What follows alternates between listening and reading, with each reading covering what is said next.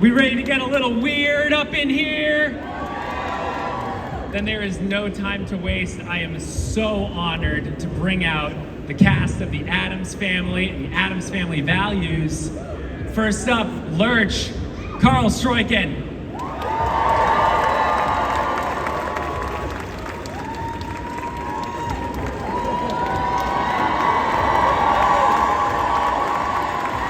Ladies and gentlemen, Pugsley himself, Jimmy Workman.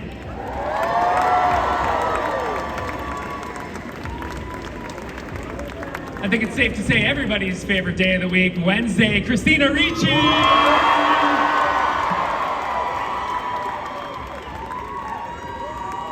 Now, I've got some agents out there trying to figure out what Uncle Fester's up to right now. That might be a mystery we have to solve later, but here's one mystery we don't have to wait to solve. Who's ready for some Morticia? The matriarch of the Addams Family, Anjelica Huston.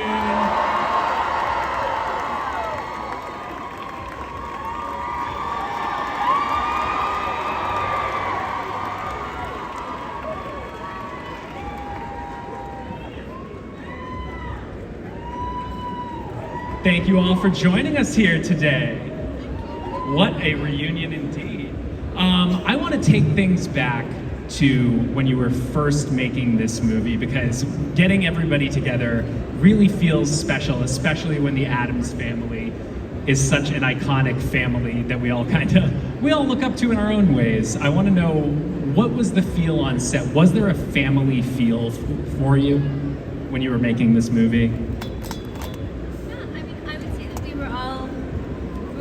Pretty bonded, and everybody, Anjelica and Raul and Carel and Chris, they were all so kind to us as, you know, we were kids. They were so kind to us, and I know, you know, I spent hours in your trailer learning things from you and asking a million questions. Asking if you could drive. Wanting to drive, yes.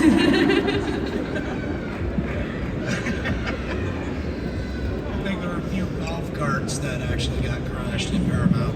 Just a few times. A couple of golf cart incidents on set. Yeah. Who was the worst? And when I say the worst, who is the most adventurous with the golf carts?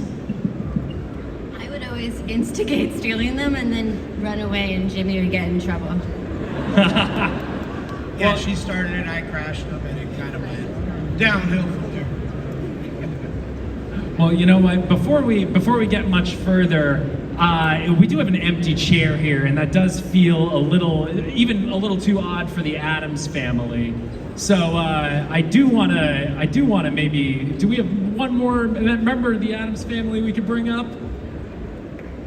Yeah, I think we do. Hey, ladies and gentlemen, how about Uncle Fester himself, Christopher Lloyd?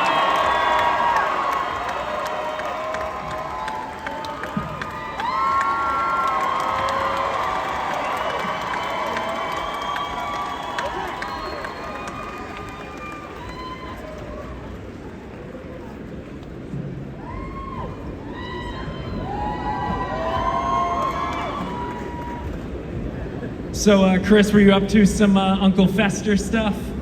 Doing Uncle Fester stuff? You were up to some Uncle Fester stuff before you came up on stage? Yeah. We were speaking earlier about the experience of making this movie and that sort of family feel, and it does feel appropriate then to acknowledge somebody that's not with us, who's Raul Julia, who is just so incredible as Gomez. And boy, I want to start off here by talking about what your memories of working with Raul were, and what's the first thing that comes to mind when you think of that experience? He was a perfect gentleman. He always, there it is. There it is. He was always first on set, last to leave. He was incredibly amenable. He'd do anything you asked him to. He was a great dancer. I'd get really grumpy around dancing rehearsals, which I felt were unnecessary because I was such an excellent dancer. And he would insist on being there on time and staying all the way through.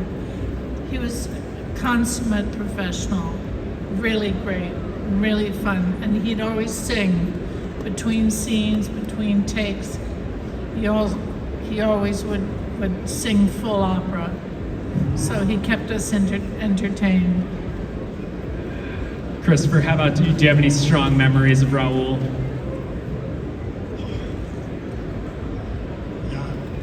I remember, speaking of his singing, he did a lot of singing in some Broadway musicals. Mr. I forget the name. Kiss of the Spider Woman, Or Don Quixote. de la Mancha. And but I remember once we had a scene when it was like nighttime in Italy, going someone like in a cavern. We were always in a cavern. Yes. And it was very romantically lit. And when nobody was shooting, Raoul got up and would sing these arias. And it was so beautiful and romantic and incredibly wonderful. He had a big, big heart, very warm person, very loving. And Christina and Jimmy, how about you? Did he serve as sort of like was there like any father figure stuff coming from him as well? Any lessons learned there? Well, yes. He, as we've already covered, he loved singing. That was amazing. He used to play, at least with me, he used to play jacks and cards, chase me around, not telling me when I did something wrong, which was pretty much 99.9% of the time. All around, he was just a great man. I mean, I can't tell you, I'm half Greek and my grandparents came from Greece. We were shooting in Burbank, I think it was by the golf course, the facade of the house. During lunch, he actually scaled the side of the hill with my grandmother, picking what he perceived to be a spinach, which probably could have been, could not have been, but that just kind of showed you what type of person he was, caring, and just wanted to be involved in a part of things. That's the man I know and remember. Yeah, he was really, really incredible. He was just such a brilliant actor and so much fun to be around, so charming, and yeah, he sung opera at the top of his lungs and danced, and he taught us Puerto Rican songs. And then he also seemed to he was just so empathetic and generous that I think he could tell sometimes when we as kids were nervous. And I remember several times feeling really nervous, and he would call me over and start singing a song with me or teaching me a little dance or something to just make things easier for me and sort of break up how anxious I was. And he was just so lovely and warm. Really incredible man. How about for you, Carl? Any Raoul memories come to mind? Well, apart from this wonderful singing the repertoire of all the songs he knew, another memory I have of him is after the movie we had to do all these press junkets, and he got mad as hell about that. Because it went on from 7 in the morning till somewhere in the evening. So at a certain point he grabbed me and he said, "Come, we're gonna go to the bar." And so we sat in the bar and he said, "This is all on the Paramount staff. So what is the most expensive bottle of you have here?" And so we drank a bottle of very expensive cognac. And even though I'm not an enthusiastic drinker of liquor, of course I couldn't pass up on this one. I love that everybody seems to have a little bit of a mischievous streak. It fits, it fits. Anjelica, you and I were talking a little bit about backstage about one of my favorite aspects of Morticia, and it's this intensity that comes through her eyes. And you've talked in the past about how you found a lot of delivering Morticia coming through the eyes. Can you maybe talk a little bit about how hard it was to maybe focus on that aspect of your performance when there was so much craziness going on around you, staying locked into Morticia like that? Well, initially I tried to emote with my body, which was very difficult because my dress was very restrictive. So you'll see in the first Addams Family, I turned my entire body when I'm supposed to just turn my head. So that became a thing. So, for instance, if I was working with Christopher, I'd go full half circle. And then it occurred to me that I didn't have to do that I could actually make a shorthand out of it. And so I wound up just doing half of what I normally would do. And it seemed to work, so it got less and less, and the lesser it got, the more Barry Sonnenfeld would compensate by lighting me a certain way. So in the end, he used what he called a tweenie, which is a light, a small light, that just illuminated my eyes, and so I basically didn't have to do much. And that was really convenient. Oh man, and Christopher, something that I notice from a lot of the characters that you have played is that they cut an immediately recognizable silhouette. When I think of Judge Doom, when I think of Doc Brown, these are characters that have an instantly recognizable look. And I want to know for Fester, he also has that very iconic sort of potato sack dress that he wears. Was that helpful, getting into that costume, for finding who Fester was? Or did you already have a pretty good idea of how you wanted to play the character? I guess a bit of both. I mean, certainly, I'm not rotund. Yeah. You know, I'm not rounded out. Not quite the same body shape as Fester. No.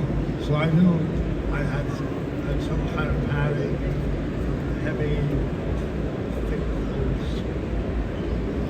So, but that just helps me get there. Yeah. You know, and I had a pretty good idea, but I kind of grew up on the Yeah. rest. I used to see that Charles Addams was always magazines, and Uncle Fester would be there. I had a fondness for him. I enjoyed his wickedness, his brand of wickedness. So when I got a call. Did anyone else find getting into... Oh, I was going to ask, did anybody else find getting into their costume for the first time, like getting an insight into your character that maybe you didn't when you first read it? Like, did you learn anything about your character when you first got into that costume? No. Cool. I had shorts and a black and white striped shirt. Well, this is what I wanted. Mine was kind of easy. Yours in particular, Jimmy, the note that I took while I was watching the first two movies, just in big letters, Pugsley is a style icon. Crushed red velvet, he's got that little weird frocked thing, shorts with everything, and it kind of feels like anything Pugsley wears, you can show up to the Met Gala in that and just be fine. Yeah, there's a lot of good style in this movie. Christina, I do want to talk to you real briefly about the fact that you serve as this really important bridge, I think, between sort of multiple generations of the Addams family, the way that we experienced that franchise. You appear in Wednesday as Marilyn there, and I want to know how it felt for you, I want to know how it felt for you personally, being able to be that kind of bridge and how it was being on that set for you. Well, I don't see myself as a bridge. Unfortunately, I don't have that sort of objectivity and perspective. I was thrilled to work with Tim again and to get to go and be, on in the Wednesday show. It was really fun. It was exciting, and I loved this experience, and I loved playing Wednesday. But I would have to be a sociopath to be able to view myself as a bridge. Well, we'll leave that to you. I think it's probably fair to say that a lot of the Wednesday fans out there were probably very delighted to see you, giving the Wednesday stamp of approval there. So I think everyone's pretty grateful for that. Carel, for you, another thing that I noticed watching these movies, just the fine detail of it all, is the way that Lurch is used to get in and out of scenes in these really funny ways, whether it's you doing something, as simple as dusting or something way more weird and that's just in the background. Do you have any memories of stuff like that you shot that maybe didn't make it into the movie that you wish had? Any of those small Lurch moments, or do you have a favorite Lurch moment in the movie? No, the most memorable was when I had darts thrown at me.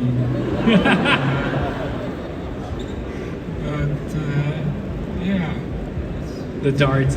Actually, that reminds me, Christopher, there's another instance of a near miss coming at somebody's head, just like the dart thing. There's a scene in the first movie where Raoul flips you over and then throws a knife at your head.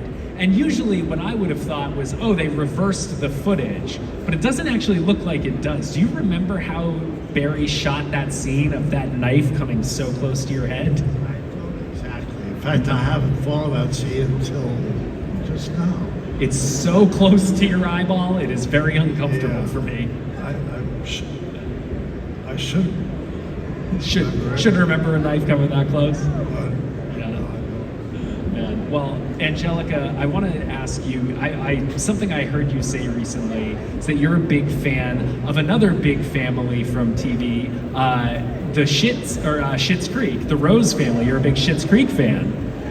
And something occurred to me, there is actually a lot of crossover between the Rose family and the Addams family. They're both kind of fish out of water. Everyone else kind of sees them as strange. Do you think that Moira and Morticia would have been friends if they lived in the same town? It kind of seems like those two characters would have a lot to talk about. I think they'd have been sisters. Morticia, Moira, they almost sound like sisters. Yeah, definitely. And also for myself, I have to say that one of my most amused moments was seeing Uncle Fester with the 2 straws coming out of his nose when he's trying to enchant Debbie in number 2. I thought it was incredibly charming. Do you have any on you right now, Christopher, you want to throw in there? Any breadsticks to put in your nose? Did you bring them with you? You didn't get my text? I want to talk now real quick. Another one of the elements of this movie that I think people overlook, another member of the family, is Thing. How difficult, do any of you have any strong memories of seeing a Thing scene filmed and wondering, how is this going to look in the movie? Because there's more practical effects that go into it than you would think, I think, no? Yeah, is there a specific, does everyone have a favorite Thing moment in the movie?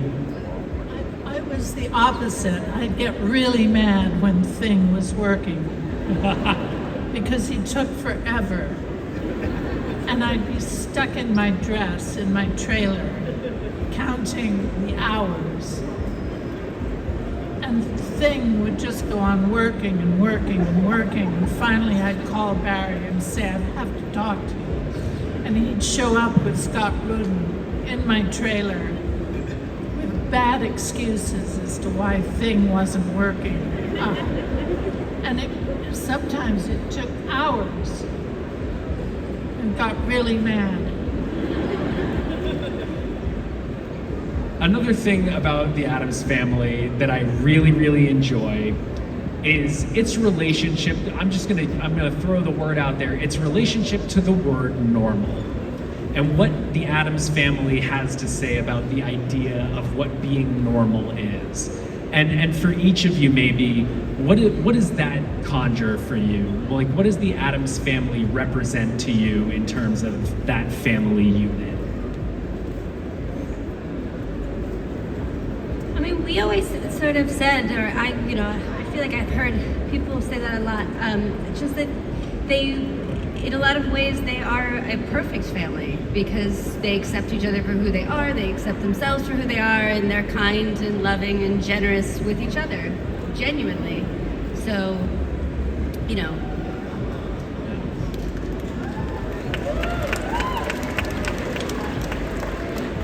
Another scene that I really, really enjoy from the Addams Family, and I think it kind of speaks to this idea of normality and how the Addams Family relate to it, is the school play scene from the first movie, in which Jimmy and Christina here both go at each other with swords, and lots of fake blood ensues. Do you have any? Was that a fun scene to film, or was working with all the fake blood in that scene like kind of overwhelming? Really great. We had a really good time. Remember how fun that was? That was a lot of fun. It was really fun. I will tell you though, You that's could the point stage. your blood. You could point your blood at people and spray them with it. And it would take them 3 days to remove it. That was the more at fun that part. time they didn't have the blood they have now that's easy to remove. Yep. And I'm so scarred by this that still to this day when I'm working and they're like, we're gonna put blood on you, I'm like, no, that stuff doesn't come off. And they're like, it's not 1992 anymore. We have new stuff. But at the time it was like corn syrup and red food dye. Yep. So it would literally stain you so we were red for a very long time afterwards, basically. And the even more fun part is I think we had to do the fencing. Yeah. The training for the fencing, and that was yeah. It was good. There's a lot of sword play in these movies. Another thing that I kind of want to talk about here is this is directed by Barry Sonnenfeld, who, of course, this was Barry Sonnenfeld's first movie that he directed. Shot a lot of movies for the Coen brothers before that, including Raising Arizona, which I think is one of the most visually impressive comedies ever, and he really brings that visual flair to the Addams Family. How much of an impact do you think Barry's eye had on the lasting effect of the Addams Family?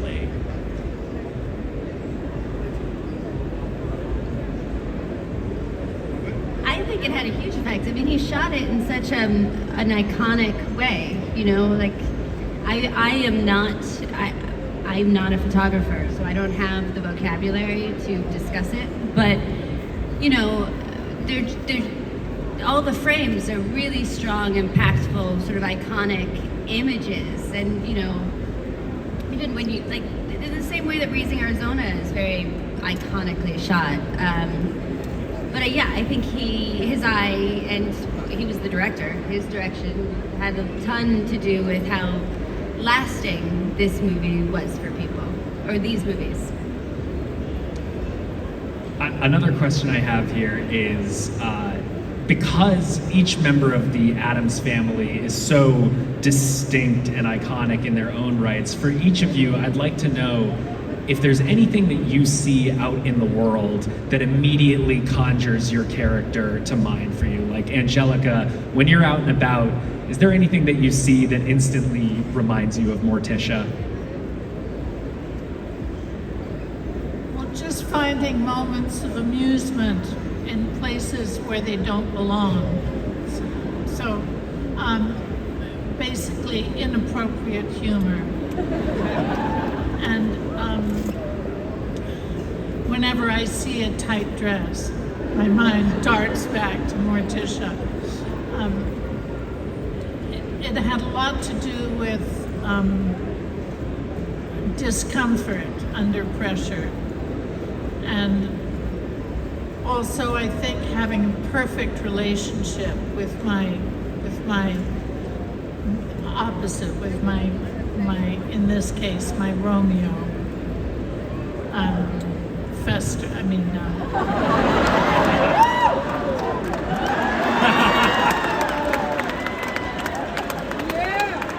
What goes on behind the doors of that house is nobody's business. Nobody's business. Christopher, how about for you? What brings Fester to mind for you out in the world? Well, I kind of enjoyed him when I was watching him in cartoons. He wasn't out to cause harm or mayhem. He was kind of more subtle than that. He liked pranks, I felt. He liked to do things that might screw up your day, but really didn't. There was no big injury, but little things. I can't think of one at the moment. But Christina, how about you? out a banana peel. Yeah. Walking by. Something like that. So, yeah. Yeah. Christina, how about you? What brings Wednesday to mind for you when you're out and about? I think one of the main things about Wednesday that's always stayed with me is that, it's a little girl that's so true to herself and so able to stand up for herself. And so I always think about Wednesday when I fail at doing that. Like when somebody tells, somebody tells you to smile or something, and I'm like, I always think about, oh, what a jerk. You know what I mean? Like, Wednesday would never have done that. Yeah. So, those kinds of things always remind me of her. Yeah, Jimmy, how about anything bring Pugsley to mind for you when you're out and about? My answer's simple: a missing stop sign and screeching tires. I think that's a good one. Yeah, it's one of the moments in the movie, and there's a few of these, but that moment where Pugsley walks in with the stop sign, those are moments that directly recreate the art of Charles Addams, and I think that's the sort of thing that when you keep returning to these movies, you notice that, and again, it speaks to that attention to detail that Barry had in putting it together. And Carl, what brings Lurch to mind for you when you're out and about? What brings Lurch to mind is Lurch. I remember when I arrived in Hollywood, people would always walk up to me and say, oh, you're Lurch, right? And I would say, no, I'm not. And then sometimes they would get really angry. So when I had my meeting with Barry Sonnenfeld and the producer, it was a very short meeting. They said, well, what do you think? And I told them, I said, well, I think it's about time, because that's what they always see in me. And so that was it.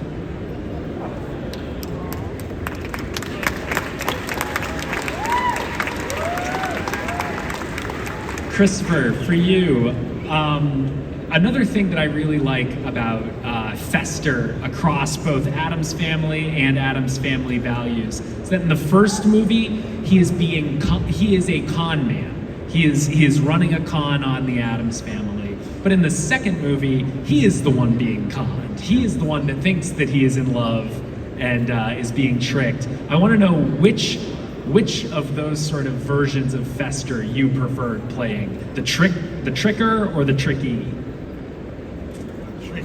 The tricker. Yeah.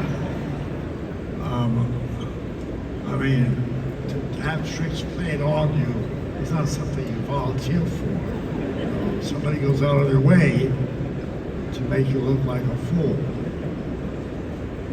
So where does that leave me? Another really iconic scene from the first movie that I love, Anjelica, of yours, is when you are reading to a classroom full of children, and really disturbing them and making them cry. And I want to know, first my question is, were you on set with the kids reading all those things at the same time, or did they bring the kids out? Yes, I was on set reading to them.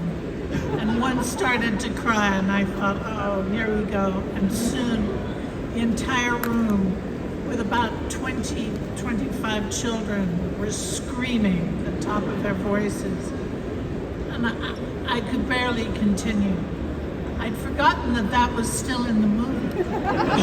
Oh yeah. Yes, you are on record, unfortunately, making a room full of children It's a cry. I'm terrible sorry. moment, terrible. And speaking of children, I think this is actually a great way into my next question, which is that I certainly started watching The Addams Family when I was very young, and was very enamored with its relationship to darkness and things that may be a little taboo, and the way that it handles those things. And for each of you, I'd like to know why you think that Addams Family is so appealing to kids of a young age.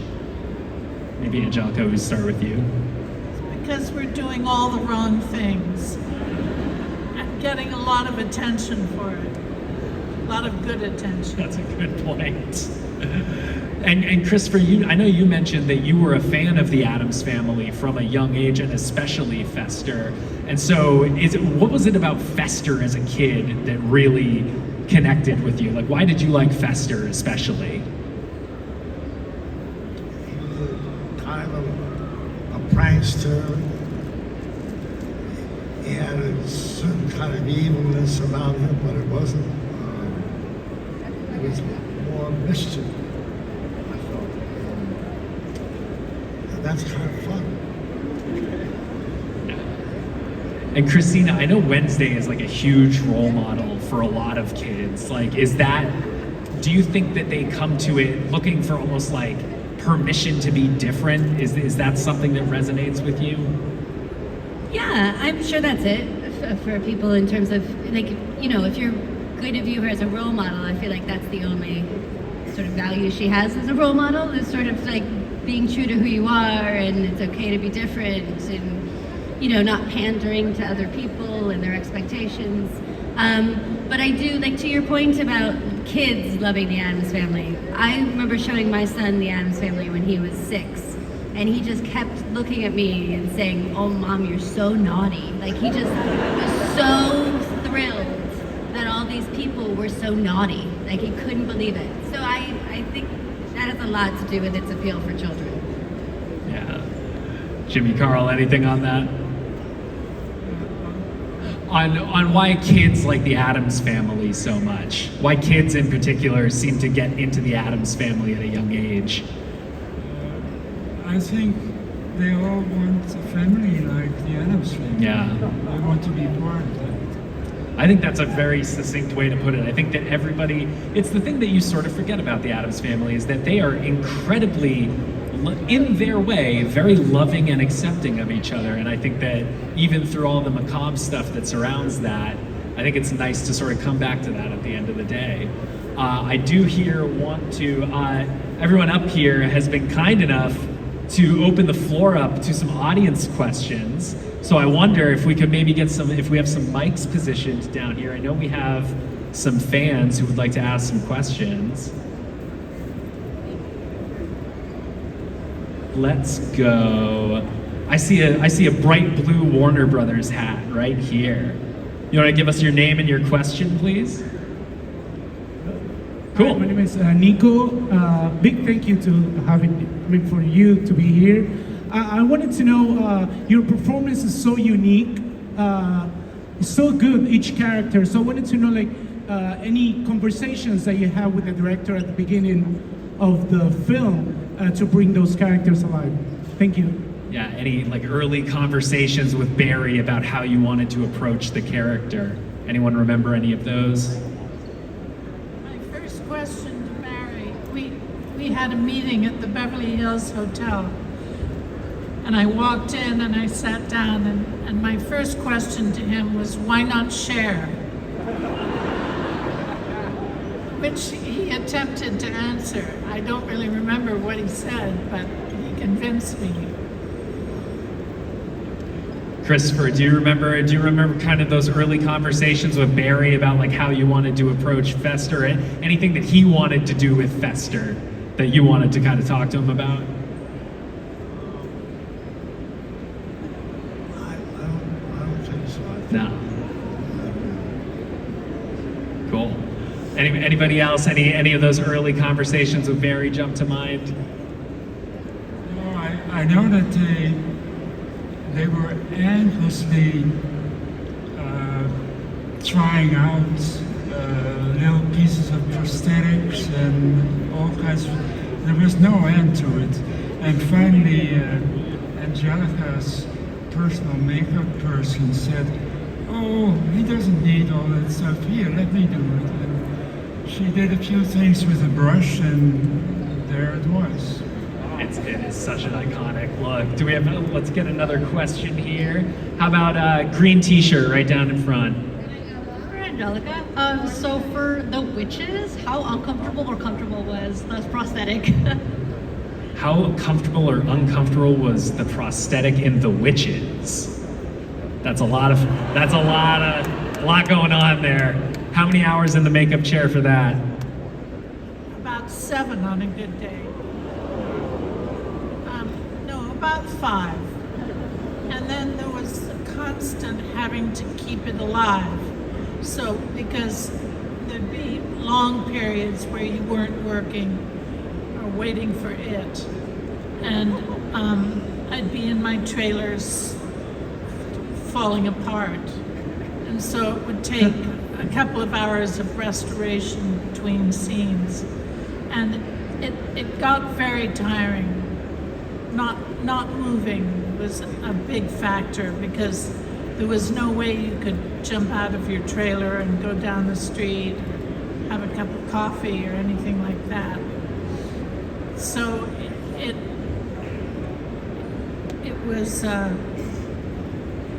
was the repetition of having to do nothing that really got to me. But it paid off because that look is just so incredible. How about you right here behind? Yeah, hi there. Yeah. Hi. What part about your characters do you think you relate the most to? That's Like, a great right now? question. What part of your characters do you relate the most to? What do you see the most in Morticia in you? Beauty, kindness, gentleness. What's your most Fester-like quality, Christopher? I don't know, just go out, make a little trouble.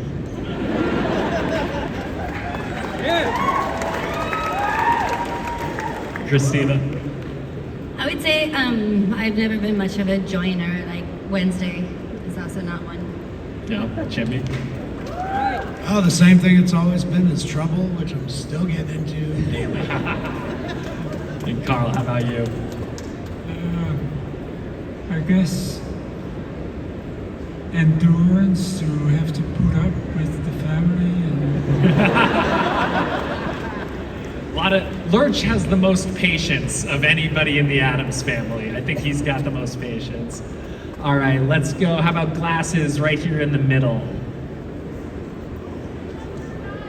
Hello, tell us about doing the music video Addams Grew with MC Hammer. Yes. Addams Groove, the MC Hammer music video. What does everybody remember about that?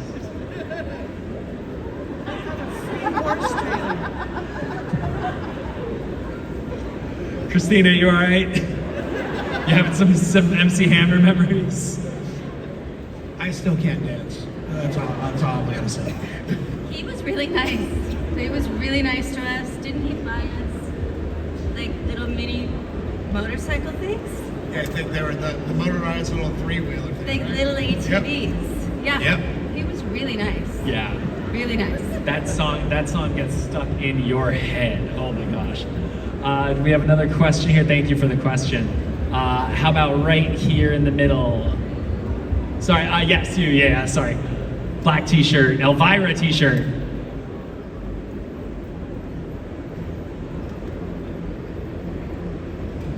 Hi. feel like there are any movies or TV shows that you were in that you don't get asked about enough, but you really liked being in? Ooh, that's a good question. Any projects that you've done that don't get brought up to you very often that you wish you could talk about more? Something you're especially proud of?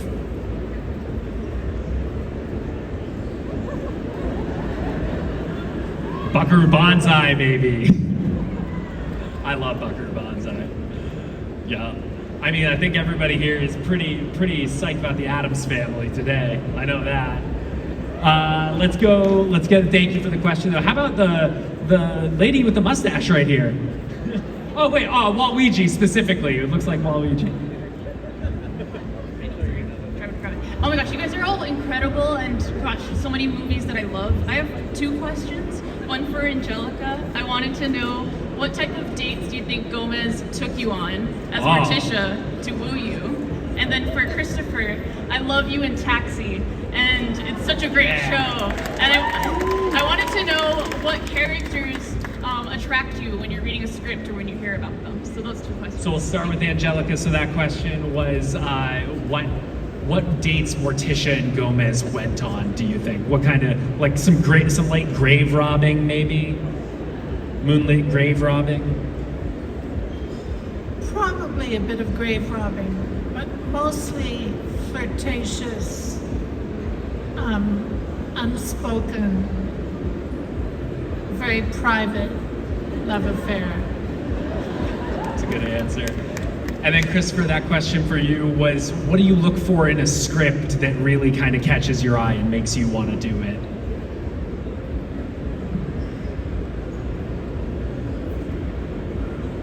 Something that just seems violent. Yeah, just looking for something that grabs you. Oh, just into the microphone. All right, do we have any more questions here? How about this guy right down here? This question is mostly for Christina and Jimmy. Christina, that character of Wednesday is basically my love for gothic girls. That character I grew up with. Anywho, how was it filming that scene, the Thanksgiving scene, basically we're right now in October, almost, November. How was it filming that scene, where the whole scene of where you guys take over the camp, basically? Which scene? I'm so sorry, I couldn't hear you. Family values.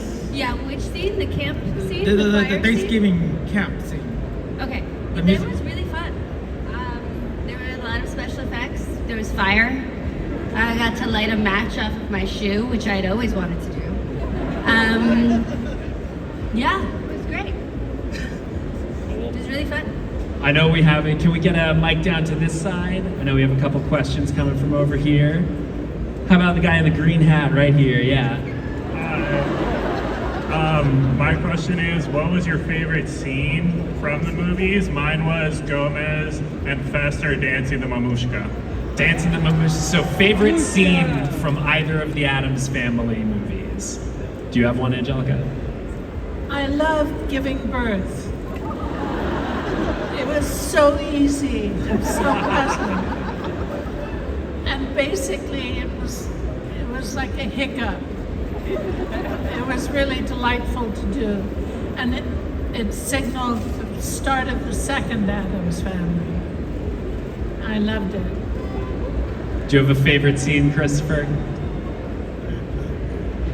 The babushka, doing that with Raoul, involved a lot of choreography and a lot of fun. How about you, Christina? I just remember really loving that last scene with Joan Cusack where she's ranting about her childhood as Debbie. I remember filming that and just really enjoying watching her give that monologue. Yeah, she's so good. Jimmy, how about you? A favorite scene? Probably the turkey dance, because I was trying not to fall over, so I was trying to remember how to do it. Yeah. And not to tip. That was mine. I love that scene. Oh my gosh. Carl, how about you? Trying to hand out candy on Halloween with all the kids running away. That actually happened to me. I was opening the door with my daughter, who was about this size by then, and all the kids ran away screaming. So I had some experience with it. Let's see, connected that way. We have time for one more question. Let's go. I see green hair. I see some green hair over there. Yeah. Or the light. No. Oh yeah. Then maybe it's not green. Maybe the light's hitting the white shirt right there on the left. Yep. Hi. Yes. Yep. I just want to thank you for the inspirations. I'm from Brazil, so for me it's very great to see you guys in person. And I just want to say thank you. It's not a question. All the way from Brazil. Wow. Well, you know what? Hey, while we're clapping, why don't we all thank the Addams family here for joining us today. It's been such a pleasure. Thank you so much for joining us. A lot more LA Comic-Con to come, everybody. Have a great time. We'll see you later.